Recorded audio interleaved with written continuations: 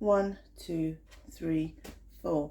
Hello, my name is Fiona Stanton from Papercraft, and today I want to show you some of the cards, one of the projects from the November Craft and Class box. Let's leave prep my cleaning pad.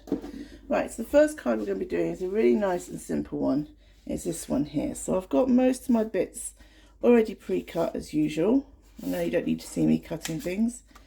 So we've got these lovely iridescent snowflakes that come in a pack of 24, I believe. They come like this with 24. So they come like that in sheets, and you just need to peel them off. They've got tissue paper in between to keep them nice and safe because they are quite delicate.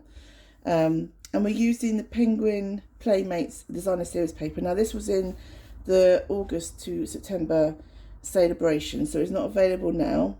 But you could have earned it free, so that's why I'm using it, because it goes well with this stamp set. So the first thing I'm going to do is I'm going to punch out, no I'm not, because that's for a different card. Right, that's for a different card. 1, 2, 3. So the first thing I'm going to do, I'm just going to stamp my greeting. This is such a simple card to do.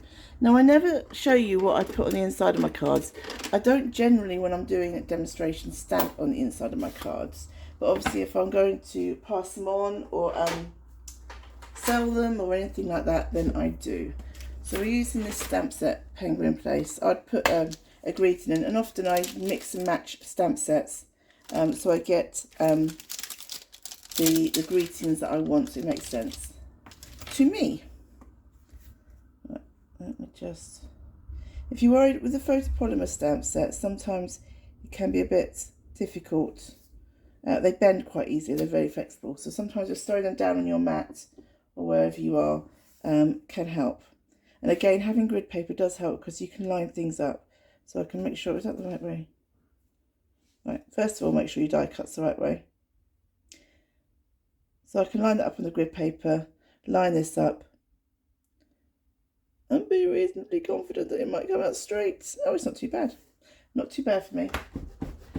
I mean, getting things straight is virtually impossible for me, which is why I always prefer to stamp and then die cut, because I can adjust that more easily.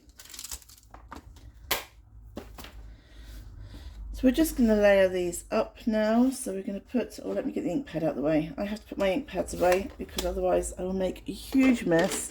I will end up with glue, with ink even. I'll end up with glue everywhere anyway. I mean, that's not, that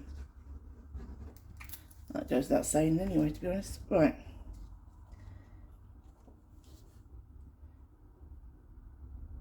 So, now the important thing to do, which is what I've done before sometimes, is that when you've got pattern paper, is make sure you cut it the right way. So it actually makes sense when you glue it down, you haven't got your penguins flying off to the side. So this is a great thing about having double-sided designer series paper, is that they will kind of coordinate. If not with one side, they'll coordinate with something else in the pack. So you can do a lot with just one cut of designer series paper. You can really, you know,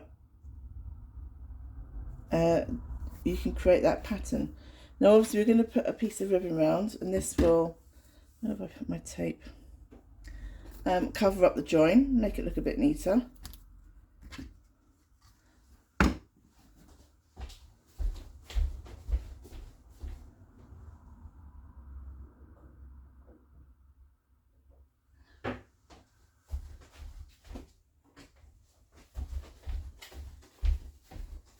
One, 2, 3, 4. Just a bit of tape there, wrap it round a little. I do it in different ways. Sometimes I just add tape at the back, but sometimes you want to make sure the ribbon is firm, and because we are going to add the star on top, I want to make sure it's firmly stuck down and it's not going to move, and it's reasonably straight. Not too bad for me, even if I do say so myself. I am used to cutting things straight. Now again, make sure the star is the right way. You have an iridescent side and a matte side. You could colour the matte side, I guess, if you wanted to, but you can kind of see it's the kind of reverse, the way the die cut. I don't know how it will show up on here. So I'm just going to put a double glue in the middle, and put that down on top of the ribbon like that. And we're also going to use, I mean, these stars are from these are called the Cute Adhesive Stars, and actually for Halloween, I think, but I found that that one just kind of matched the colours. Self-adhesive, honestly. My adhesives come off. Oh, my adhesive is still on the pack. Sometimes it happens.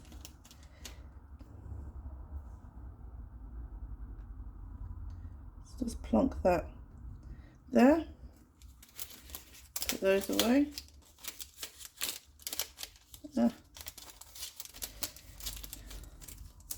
I have to say, self-adhesive sequins are my worst nightmare. I find they always go everywhere, no matter what brand I get or who I get. Yeah. So layer up the greeting. So I told you, it's very quick and simple, this card. Once you've done a little cutting, assembling it is pretty quick. So if you want to do lots for a craft fair that you're doing, or for family. Right, I'm just going to put some, excuse me, I keep reaching my arm across the lens, don't I? Incredibly rude of me, I do apologise. Right, put up greeting, be cool, be chill, be merry. I like that.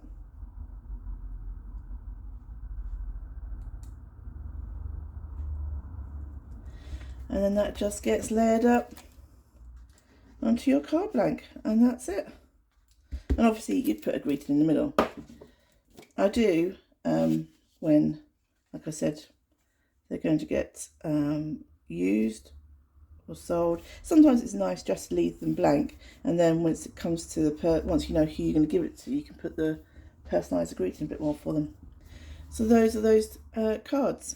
And what I will say, if you're going to sell any of your cards and you've used Stampin' Up products, on the back you must put a stamp saying created by Stampin' Up or using Stampin' Up. You've got to acknowledge Stampin' Up in some way. That's part of their angel policy if you're going to sell your handmade cards.